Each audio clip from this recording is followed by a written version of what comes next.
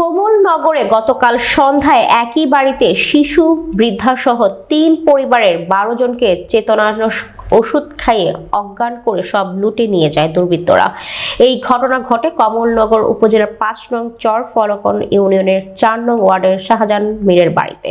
এখন পর্যন্ত সবাই সংকটাপন্ন অবস্থায় আছে।